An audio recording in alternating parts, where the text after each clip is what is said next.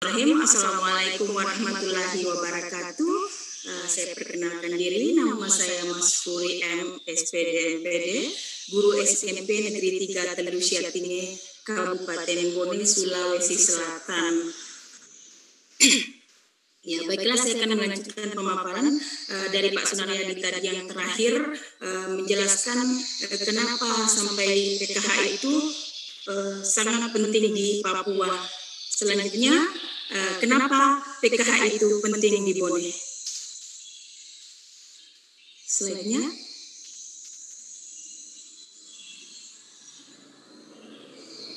Moderator. Iya. Mengapa PKH penting di Bone?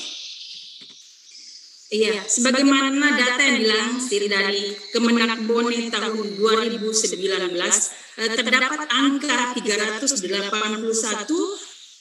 anak perempuan di bawah umur 16 tahun sudah menikah.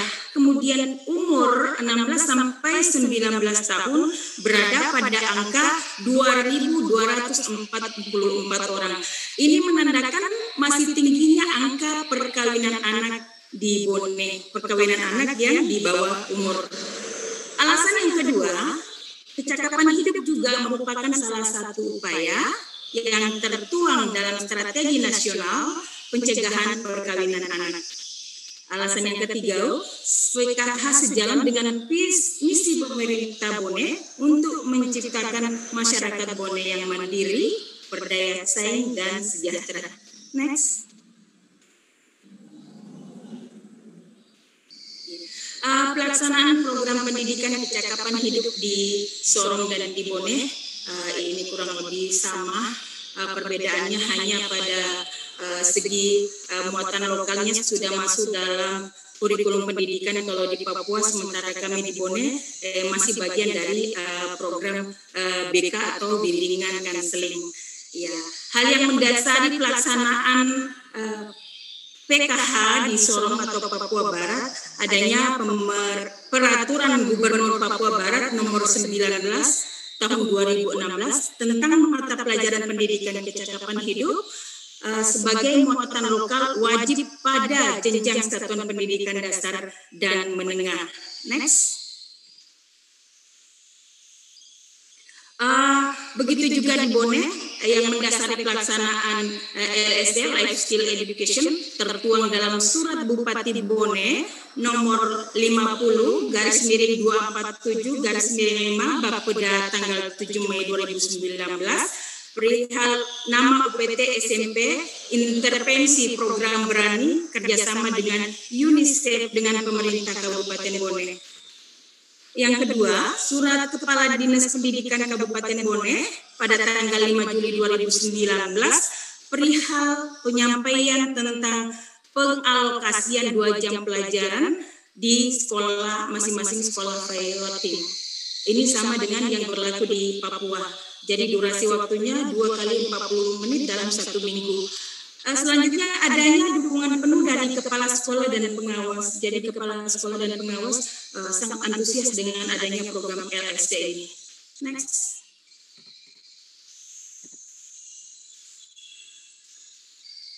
Pelatihan kepala sekolah dan wakasek kurikulum untuk memberikan pemahaman terkait peran dalam mensukseskan implementasi PKH.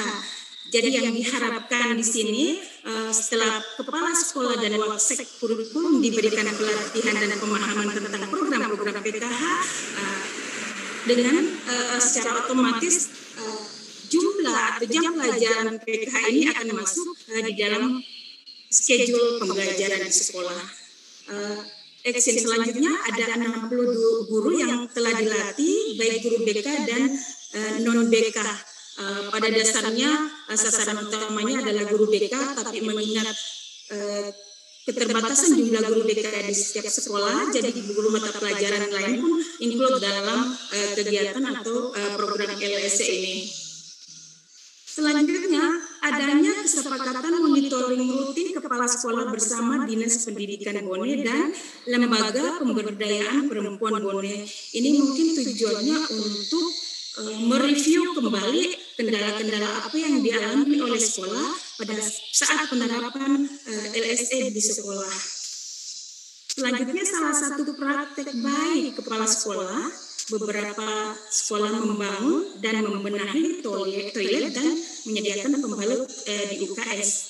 Ini terbukti di 12 sekolah piloting yang ada di Kabupaten Bone sudah membangun toilet yang atau fasilitas yang mendukung pelaksanaan MKM yang baik.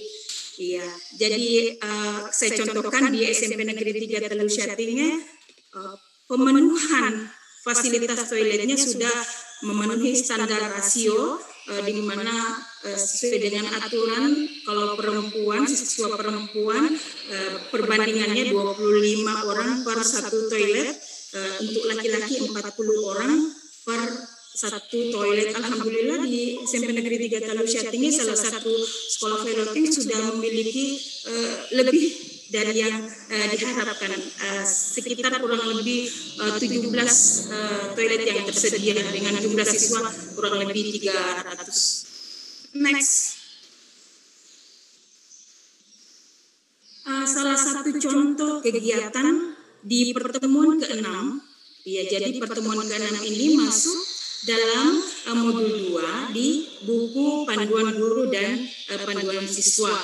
Jadi di modul kedua ini, di pertemuan ke-6 membahas mengenai kebersihan diri. Jadi apa-apa saja yang dibutuhkan dalam membahas kebersihan diri kepada siswa, materi-materi yang dibutuhkan diantaranya 1. Buku cerita rahasia 2 dunia yang sudah dimiliki oleh setiap siswa yang melakukan pembelajaran PKH di sekolah.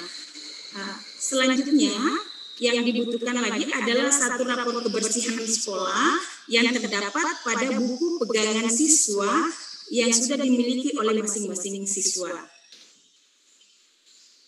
Selanjutnya selembar kertas kecil untuk tiap siswa atau siswi yang melakukan pembelajaran yang bertuliskan terinfeksi, kecuali selembar kertas yang bertuliskan tidak terinfeksi dan kecuali 1 lembar yang bertuliskan terinfeksi. Next. Teman-teman webinar, pada kesempatan ini saya lebih fokus ke materi MKM saja, karena sebenarnya kebersihan diri ini durasi waktu yang diperlukan pembelajaran di sekolah 2 kali 40 menit. Jadi kalau saya akan memaparkan di sini bagaimana penerapannya ke siswa, saya hanya menekankan pada bagaimana manajemen kesehatan menstruasi. Sebelum kita mulai, saya mengajak rekan-rekan peserta webinar kita ice breaking dulu untuk supaya bisa mengurangi kejenuhan, kita rileks sejenak. Saya hanya memberikan ice breaking yang sederhana saja. Apa yang membuat Anda tersenyum hari ini? Karena ini secara virtual, cukup teman-teman webinar menuliskannya di kolom chat. Ya, jadi pertanyaannya, apa yang membuat Anda tersenyum hari ini? Saya kasih kesempatan untuk menuliskan di kolom chat. Dipersilahkan. Mungkin diawali dari moderator. Ada Dek Boni sama Dek Anyes. Mungkin Pak Sunaryadi, Pak, bisa mengungkapkan alasan kenapa Anda tersenyum hari ini. Bisa dituliskan di kolom chat, Pak. Ya, ini relaksasi saja. Ya, kalau menurut saya ice breathing ini sangat penting. Saya menganggap ice breathing ini kegiatan hiburan, supaya kita bisa lebih rileks lagi. Iya.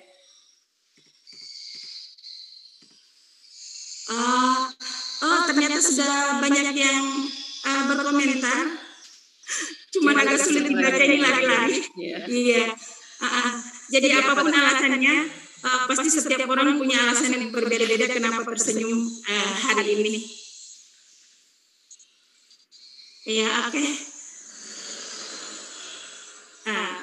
Teman-teman webinar sekalian, penekanan materi pada hari ini, saya hanya mungkin menggunakan durasi waktu kurang lebih 20 menit mengemukakan apa itu manajemen kebersihan menstruasi. Iya, apa sebenarnya itu MKM? MKM adalah pengelolaan kebersihan dan kesehatan pada saat perempuan mengalami menstruasi. Jadi remaja perempuan dalam hal ini diharapkan mempraktekkan bagaimana manajemen kebersihan menstruasi yang baik, kemudian mengajar dan mempengaruhi temannya untuk melakukan hal yang sama. Selanjutnya endingnya diharapkan juga laki-laki sebagai teman mendukung teman perempuannya yang mengalami menstruasi. Selanjutnya teman-teman webinar, hal-hal yang saya tekankan kepada siswa dalam materi MKM ini, ada 5 perilaku penting yang harus menjadi catatan, yang harus menjadi PR, yang harus dipahami betul oleh seorang peserta didik, setiap peserta didik. Yang pertama, menggunakan pembalut sekali pakai atau pembalut kain yang bisa dipakai lebih dari sekali. Kemudian hal yang kedua yang juga sama pentingnya, membuang pembalut sekali pakai dengan cara yang tepat. Dalam hal ini, kita siswa diminta mempraktikkan bagaimana cara membuang pembalut yang benar dan baik. Ya, saya contohkan kalau misalnya siswa actionnya dalam kegiatan pembelajaran, kalau siswa mengalami menstruasi pada saat di sekolah, ya sudah pasti yang pertama sekali yang dilakukan adalah mencari toilet yang khusus untuk perempuan. Setelah itu dipastikan setelah memasuki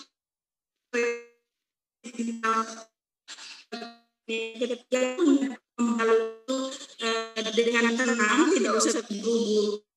Setelah berhenti pembalut itu, kemudian itu dibungkus bisa dengan koran atau dengan plastik, tapi jauh lebih bagus dengan koran itu mengurangi penggunaan plastik.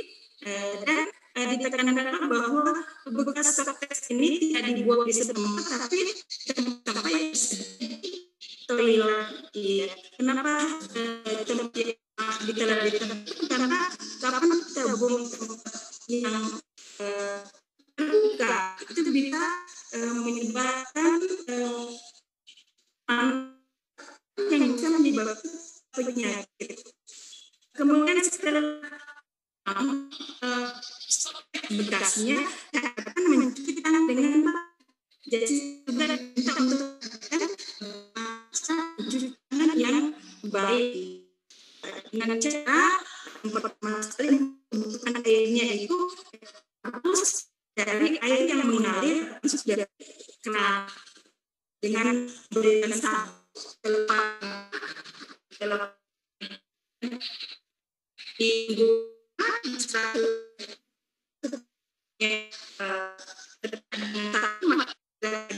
yang bila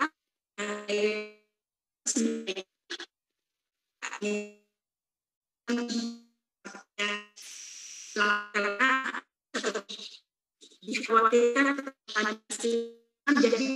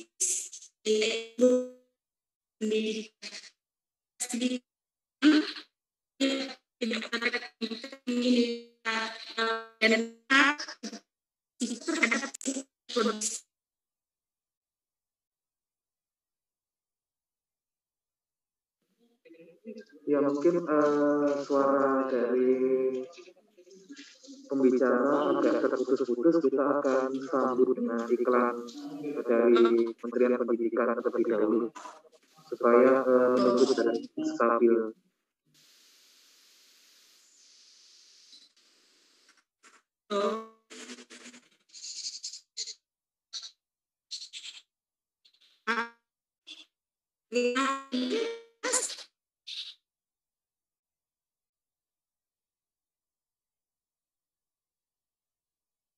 Bagaimana, Dek? Sudah jelas?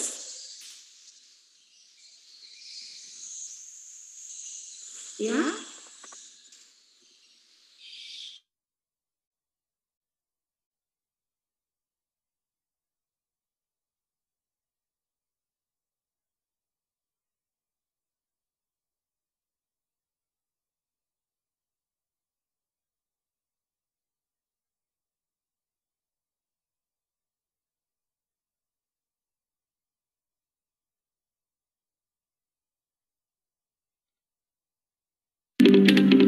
Selama kebijakan belajar dari rumah berlangsung untuk mencegah penyebaran coronavirus disease atau COVID-19, Guru Berbagi hadir dari mana saja, mendukung guru untuk tetap memberikan pembelajaran yang bermakna bagi pelajar Indonesia.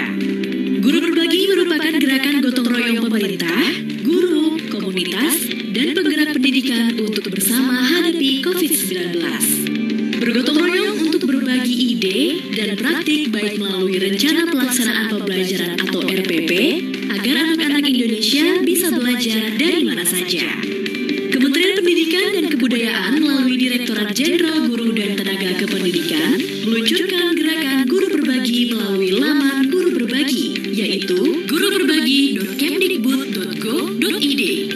Selain melalui website, Guru Berbagi dapat diunduh di ponsel pintar pada layanan Google Play Store tanpa harus login terlebih dahulu.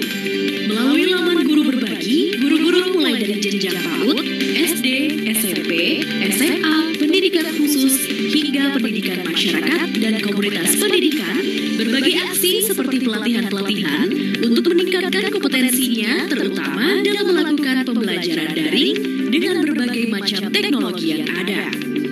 Terdapat 3 fitur utama pada laman Guru Berbagi, yaitu Rencana Program Pembelajaran atau RPP, Artikel, dan Aksi.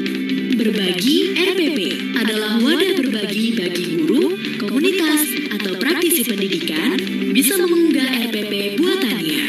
Guru-guru lain di seluruh Indonesia dapat melihat dan mengunduh RPP ini secara gratis. RPP ini mencakup pembelajaran yang dilaksanakan dengan metode daring, luring, ataupun campuran. Artikel berisikan referensi tips, bacaan, dan refleksi pembelajaran terkait pembelajaran jarak jauh. Aksi Guru Berbagi berisikan informasi seputar jadwal kegiatan, sesi berbagi, dan belajar bersama secara daring oleh komunitas dan rekan guru sejawat yang ditujukan bagi rekan-rekan guru yang lain dapat meningkatkan kemampuannya seputar pembelajaran jarak jauh. Penyelenggara aksi Guru Berbagi adalah Kementerian Pendidikan dan Kebudayaan, komunitas, dan organisasi penggerak.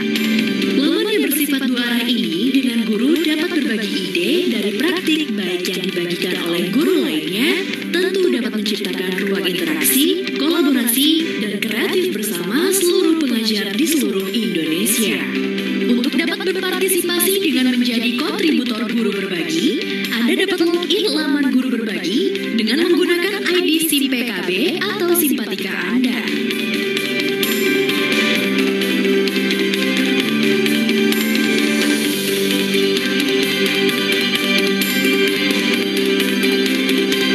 Mari bergerak bersama. Semakin banyak berbagi, semakin banyak inspirasi. Ajak guru dan penggerak pendidik lainnya untuk ikut berbagi di sini dan menciptakan ruang kelas yang interaktif dari mana saja. Saatnya Guru Berbagi. Guru Berbagi dari mana saja.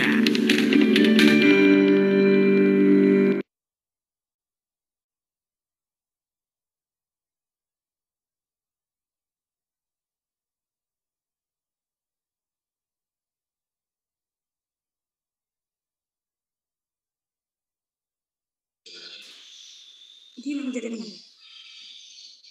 Bisa juga.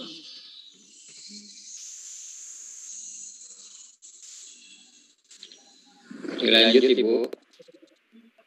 Silakan Bu. Mohon maaf tadi sampai di mana ya? Terputus-putusnya. Iya. Jadi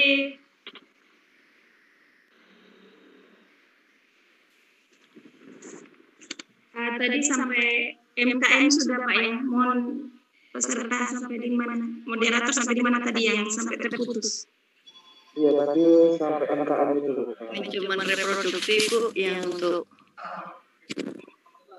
yang praktek cuci tangannya ya, tadi sudah ya? Praktek ini waktu menstruasi, kebersihan.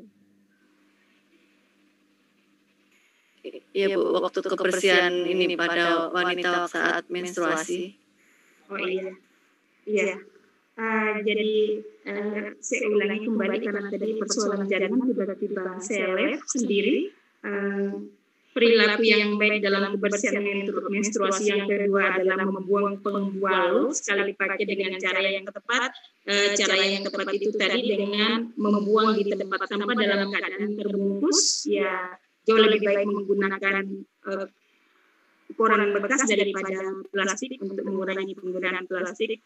Selanjutnya hal yang ketiga, perilaku yang baik mencuci pembalut. Apabila kita menggunakan pembalut kain berarti bisa digunakan beberapa kali, tapi itu pun terbatas dalam artian ada waktu-waktu tertentu. Kalau misalnya sudah dianggap tidak layak maka harus dibuang. Pada saat mencuci pembalut kain itu dijelaskan kepada siswa cara-cara yang tepatnya. Ya, cara yang tepatnya adalah dengan membalut sabun, kemudian digosok sampai bersih, dibilas di air yang langsung mengalir dari keran supaya higienis. Selanjutnya dikeringkan di sinar matahari. Setelah yakin benar-benar kering, dikembalikan atau disimpan di tempat yang aman atau tertutup. Hal yang keempat yang merupakan perilaku yang baik untuk menjaga MKM yang baik adalah mencuci tangan dan sabun setelah memasang dan melepas softtex. Jadi perlu dipraktekkan juga dalam hal ini saya anak-anak actionnya adalah bagaimana mencuci tangan dengan baik setelah menyentuh, setelah menggunakan dan mengganti pembalut, yaitu dengan cara menggunakan sabun yang di bagian telapak tangan, punggung tangan, dan di sela-sela tangan yang diyakinkan supaya terkena sabun, kemudian setelah bersih dibilas kembali dengan air yang mengalir. Selanjutnya tangan dikeringkan dengan cara yang lebih aman, yaitu menganginkan. Kalaupun menggunakan lap atau tisu, kalau menggunakan lap harus dijamin bahwa lap itu benar-benar steril, karena kapan tidak steril, kuman bisa, tangan kita bisa terkena kembali kuman. Oke. Selanjutnya fasilitas toilet yang mendukung MKM bagi remaja. Jadi keberhasilan praktek MKM yang baik di sekolah harus didukung oleh prasarana toilet. Ya, berapa toilet yang tersedia? Ya, ada aturan mengenai rasio penggunaan toilet. Perempuan dan laki-laki harus terpisah. Beda toilet perempuan, beda toilet laki-laki. Jadi untuk 25 orang, untuk laki-laki 41 toilet. Dan alhamdulillah penerapannya di Kabupaten Bone secara umum di sekolah Velotin dan terkhusus di sekolah saya SMP Negeri 3 Teluk Syatingnya, pemenuhan toilet sudah melebihi standar. Di sekolah kami dengan jumlah siswa 350, jumlah toiletnya ada 17. Iya, seperti itu. Selanjutnya menstruasi dan MKM atau manajemen kebersihan menstruasi itu yang merupakan isu yang penting, yang cukup mendasar khususnya bagi perempuan, karena akan berdampak pada fisik dan psikis. Jadi berpengaruh terhadap kesehatan, kemudian berpengaruh juga terhadap pengembangan pendidikan peserta didik. Dari segi kesehatannya, apabila peserta didik menerapkan MKM yang baik dan benar, akan menjamin kesehatan reproduksinya atau alat kelamin yang berhubungan langsung pada saat siswa mengalami menstruasi. Kemudian dari segi pendidikan jelas berpengaruh karena sebelum terpaparnya PKH di sekolah, sebelum anak-anak mengenal betul MKM itu, ya mereka enggan atau kadang tidak ke sekolah dengan alasan menstruasi. Ada juga sebagian dari mereka pulang cepat tidak pada waktunya karena mengalami menstruasi. Iya, beda halnya setelah mengetahui betul mereka akan rileks dan menganggap hal atau menstruasi itu hal yang biasa saja dan mereka bisa beraktivitas seperti biasanya. Kemudian hal yang kedua, tidak idealnya praktik MKM di sekolah disebabkan karena yang pertama siswa itu kurang menerima pengetahuan tentang MKM. Ya, kemudian yang kedua ketersediaan sarana tadi, kalau sarananya tidak mendukung, otomatis praktek MKM ini tidak bisa diterapkan di sekolah. Kemudian selanjutnya, cuman videoku yang ini aku nggak bisa. Ya, praktek MKM yang baik berkontribusi pada tingkat kehadiran dan partisipasi siswa. Ya.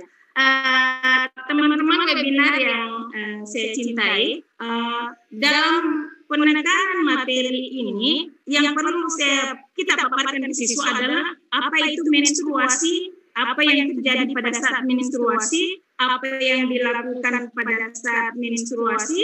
Ya, tadi sudah saya jelaskan bagaimana menggunakan pembalut sekali pakai, kemudian bagaimana cara menggunakan pembalut kain, bagaimana cara membersihkan pembalut kain, kemudian bagaimana kapan waktunya mengganti pembalut. Waktunya mengganti pembalut itu setelah mandi pagi, kemudian pada saat di sekolah, setelah pulang sekolah, kemudian setelah mandi sore, sebelum tidur, itu waktu-waktu yang tepat untuk mengganti pembalut. Karena pembalut itu penggunaannya maksimal durasinya 4 jam. Jadi dalam waktu 4 jam itu sudah harus diganti dengan yang baru. Jadi keberadaan siswa di sekolah pada saat kondisi masih normal, ya dari pagi jam 7 sampai pukul 2 sudah pasti harus ada fasilitas, ketersediaan fasilitas di sekolah harus dijamin, mengingat siswa umumnya SMP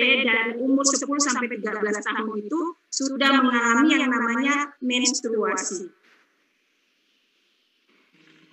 Oke, selanjutnya apalagi yang harus dipaparkan? Yang terakhir, kenapa anak laki-laki perlu tahu mengenai menstruasi? Ya, tujuannya adalah dengan mengetahui MKM ini, siswa laki-laki diharapkan bisa menghargai temannya yang sedang mengalami menstruasi. Oke, next, moderator. Di atasnya lagi sebelum ini. Mbak Agnes, bisa slide-nya?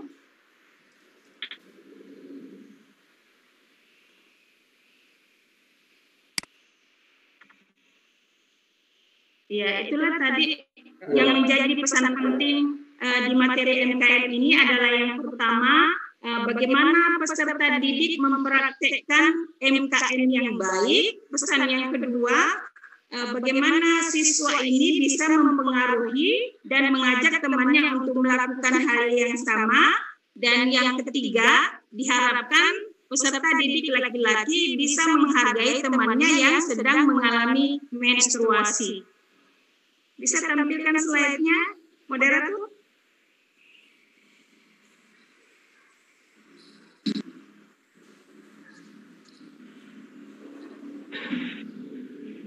Belum ini sih, Bang. Masih di atas lagi. terus naik. Ya.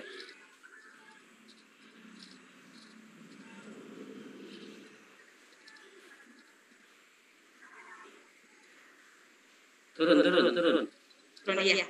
Oke. Iya, penyediaan dukungan pihak sekolah untuk NKM. Saya tadi sudah jelaskan bahwa 12 sekolah piloting yang ada di Kabupaten Bone, begitu juga 7 sekolah replikasi. Penyediaan toiletnya sudah memenuhi standar dengan adanya penerapan LST di sekolah, dan itu bukan hanya sekolah replikasi dan sekolah piloting, tapi semua sekolah yang ada di Kabupaten Bone mengusahakan pengadaan fasilitas yang mendukung proses berhasilnya manajemen kebersihan menstruasi. Saya contohkan salah satu sekolah yang ada di slide, sekolah SMP Negeri 3 Telusiatinge, ada yang namanya toilet kejujuran. Toilet kejujuran itu di dalamnya isinya fasilitas yang bisa digunakan oleh siswa, termasuk softtex, tisu, kemudian sabun, dan perlengkapan lainnya yang bisa digunakan pada saat peserta didik mengalami menstruasi di sekolah.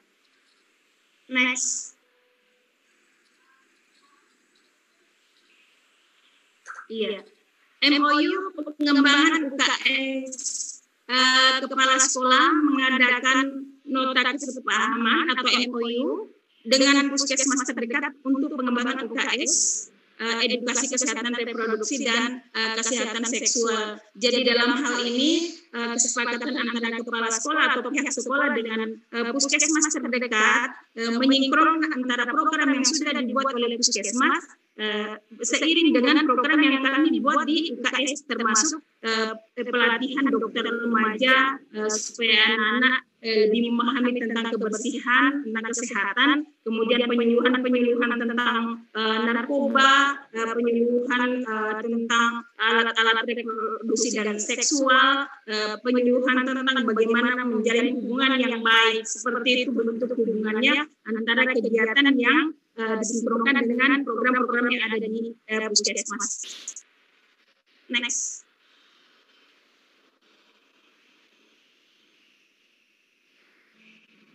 Monitoring dan evaluasi PKH.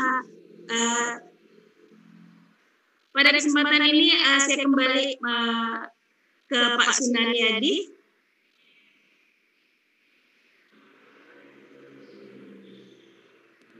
Halo Pak Sundaryadi. Iya. Ya, saya kembalikan ke Pak Sundaryadi, Pak Ibu Moderator.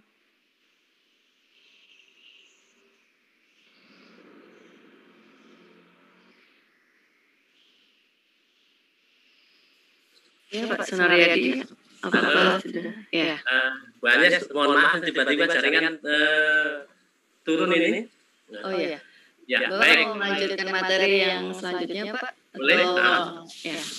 Terima kasih Ibu Masuri sudah menyampaikan materi lanjutan dari saya, dan kembali sekarang saya akan menyampaikan materi lanjutannya. Mungkin bisa langsung ditayangkan tampilannya, Mbak Anies.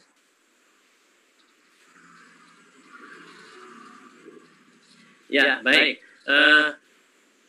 Mungkin diperbesar sedikit. Baik. Di monitoring tadi Pak bagian atas. Ya. Baik, saya akan melanjutkan apa yang sudah disampaikan oleh kolega saya Ibu Masuri. Saya akan membahas tentang monitoring dan evaluasi pendidikan kurikulum pendidikan keterampilan hidup.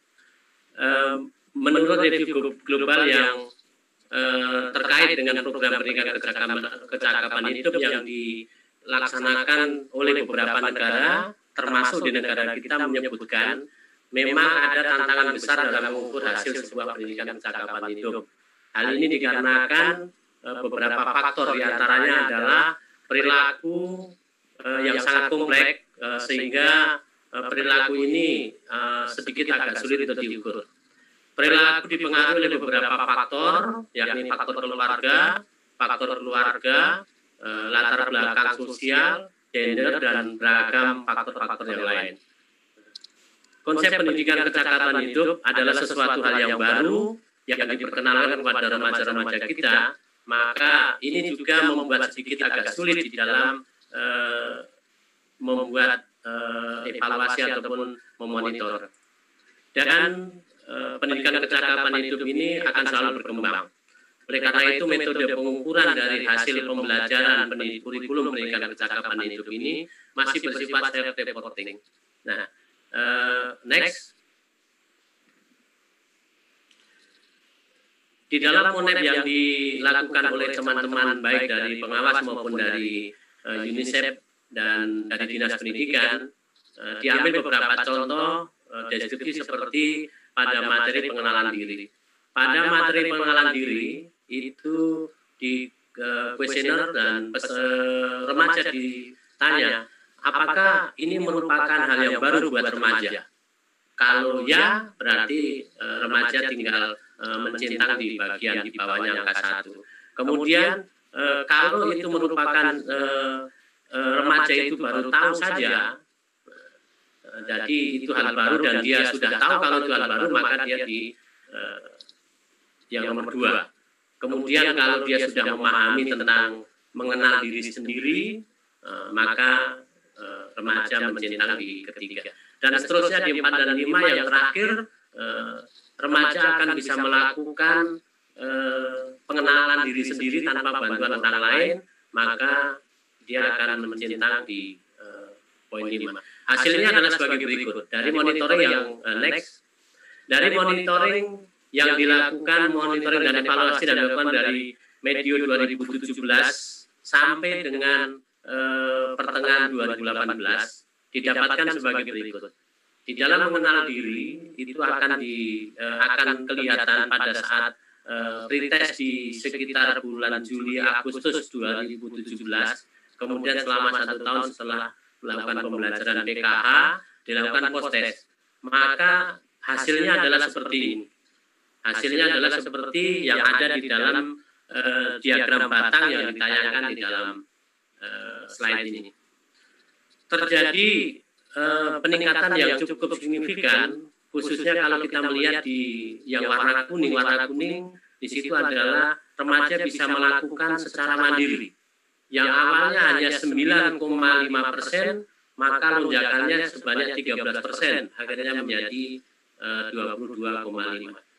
Di bagian awal yang hanya sekedar dia tahu kalau itu adalah hal yang baru, terjadi penurunan yang sangat bagus. Karena kalau untuk yang pertama memang sebaiknya dari post test ke pretest itu menurun, bukan malah naik.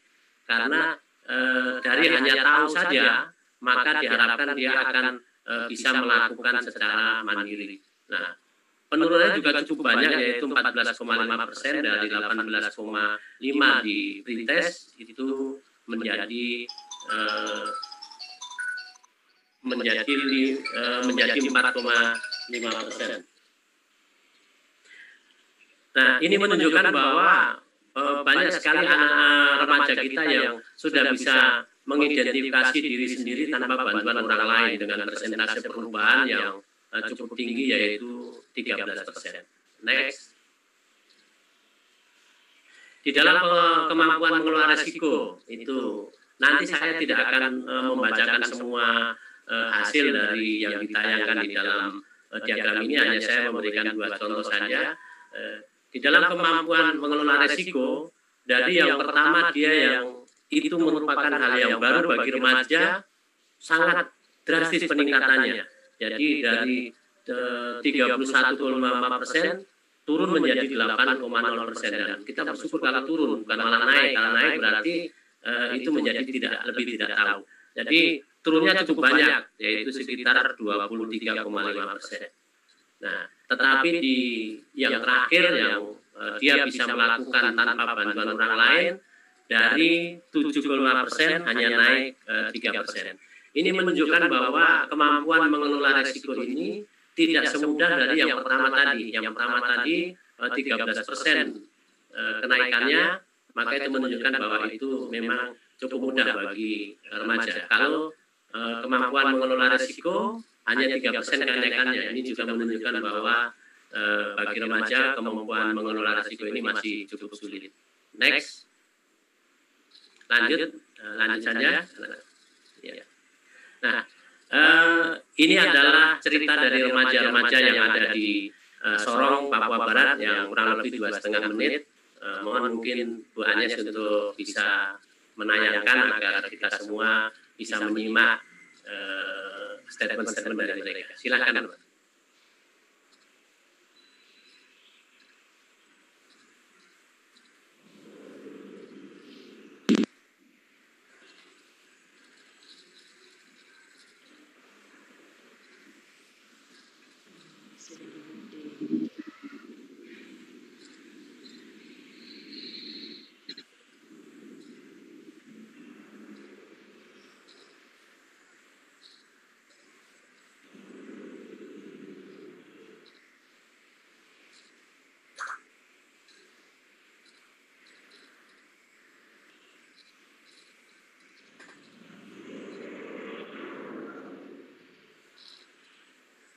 Halo?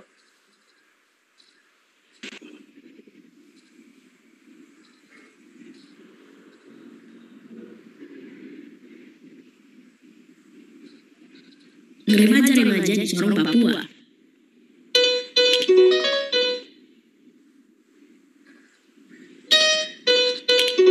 Ada sebuah cerita tentang remaja-remaja di Sorong, Papua.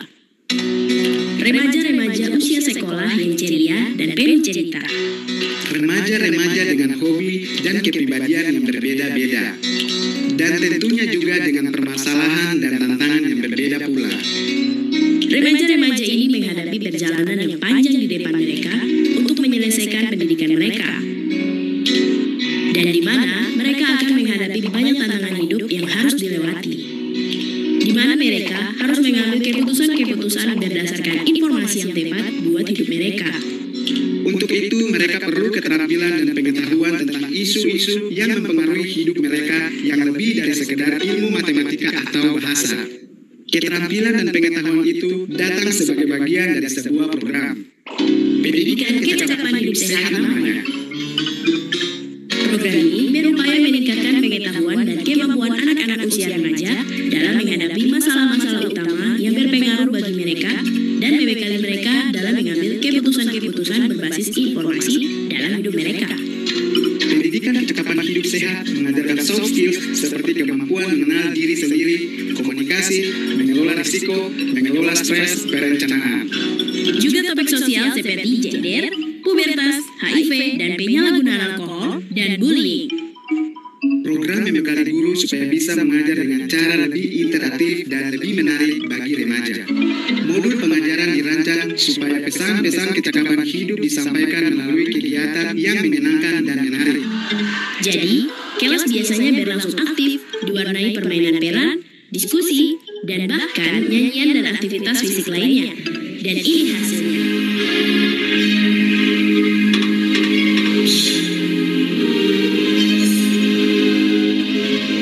PKHS itu dia tuh memberikan kesempatan sama orang kayak untuk berani mengeluarkan pendapat. Kita dapat mengontrol emosi dalam menghadapi situasi atau masyarakat. Mengenal diri sendiri, menolak pengaruh buruk teman, habis itu negosiasi.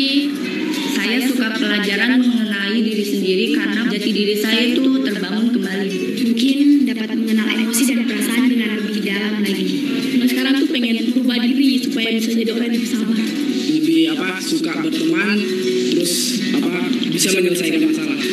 Pengen jadi dokter, Cita-cita jadi polisi, pilot, jadi dokter, pengen jadi guru, dosen sama pengusaha. menteri pendidikan dan kebudayaan.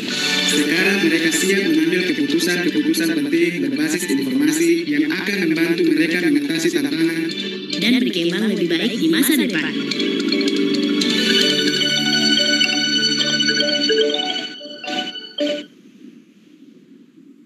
Baik Bapak Ibu sekalian, terima kasih Bapak Sunaryadi dan Ibu Masyuri atas pemaparan dan video